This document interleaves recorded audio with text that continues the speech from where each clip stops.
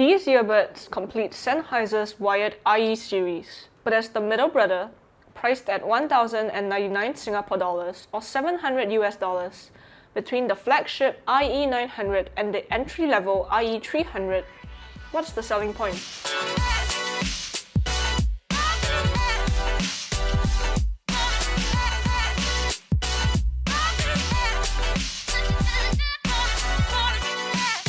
Hey guys, we have the Sennheiser IE 600 with us today, and after trying out the IE 300 as well as the IE 900 up here, I was honestly super excited to hear how the IE 600 sounds. Before we get into the review, don't forget to hit that subscribe button and turn on notifications so you don't miss out on upcoming videos. So, let's talk design first. The IE series all have pretty distinct looks, with the sparkly plastic design on the IE 300 and the rich CNC metal shell of the IE 900. But the IE 600 really caught my eye when the teaser photos came out. These are made with a 3D printed Alloy ZR01 amorphous zirconium metal. Boy, that's a mouthful. Anyway, I think these look great. Of course, there are a lot of different opinions on how these look online, and sure, they are a slightly duller sort of silver grey metal look as compared to the IE 900, but that makes for a more subtle earphone in the ear as compared to the IE 900, which was shiny. And these actually feel a lot more durable and scratch resistant compared to the IE 900. FYI though, the nozzles on the IE 600 are actually plastic and not the same 3D printed metal material, but I don't think it will actually affect, the sound all that much, because I'm sure Sennheiser designed it that way for their own reasons.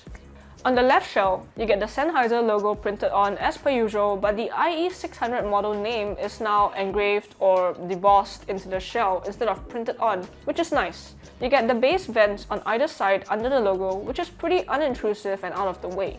These are still needed, of course, because Sennheiser is sticking to their tried and tested 7mm true response transducer, which is the one used in the IE 900 and IE 300.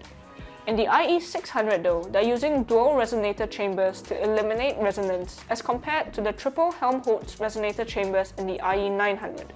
Anyway, because there is still only a single driver in these, the shells are actually really small and they don't stick out of your ears much, if at all. Wearing comfort is great, and the passive noise isolation does help quite a bit, although at this point I feel obligated to talk about the cable. These come with the same para-aramid reinforced cables that the IE 300 and IE 900 came with. So you get the same Fidelity Plus MMCX connectors, which means you'll have to look for special aftermarket cables because the connectors are recessed in the housing. That being said, you do get a 3.5mm single-ended and a 4.4mm balanced cable in the box, which is nice, but something that I noticed quite prominently with these was actually the microphonics with the cable.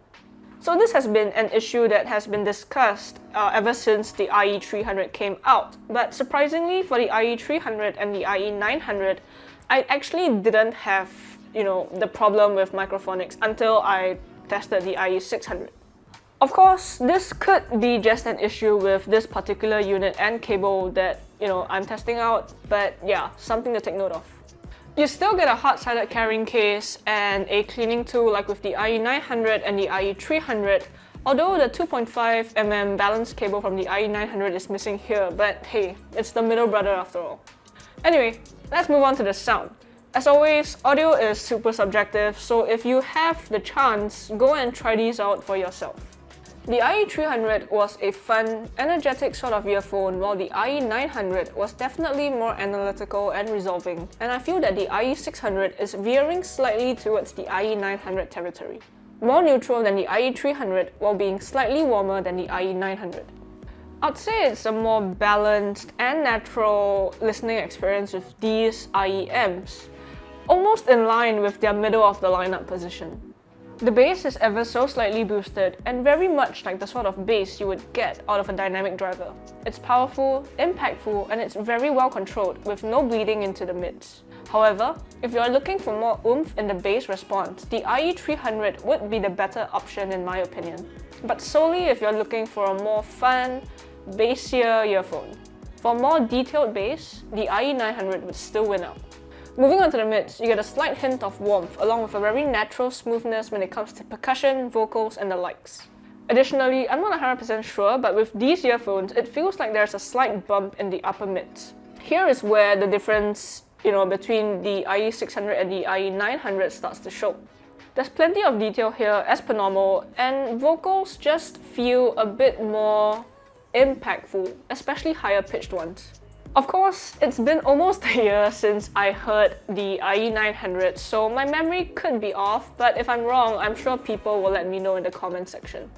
There's a slight elevation here and in the upper treble as per normal, and like the IE900, treble sensitive folks might not like it all that much, even though the bumped up upper mids do taper back the treble a bit. Personally, I like my treble to be brighter and more energetic, and that's what I really loved about the IE900, so these to me are almost just as good. Soundstage-wise, it's not quite as intimate as the IE300, although it's not as wide as the IE900. It's a comfortable middle ground, with a good amount of spaciousness and air. Positioning and imaging is still very accurate though, which is excellent.